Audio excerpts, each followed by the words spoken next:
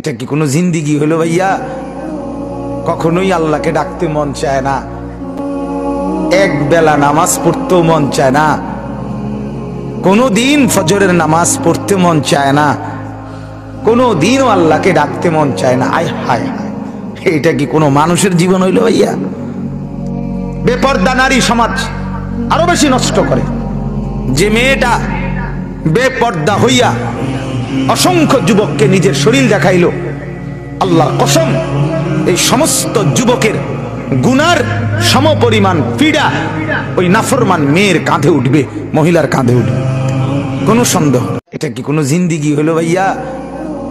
কখনোই আল্লাহকে ডাকতে মন চায় না, এক বেলা নামাজ পড়তেও মন চায় না, কোনো দিন ফজরের নামাজ পড়তে মন চায় না, কোনো দিনও আল্লাহকে ডাকতে মন চায় না। আয় হায় হায়, এটা কি কোনো মানুষের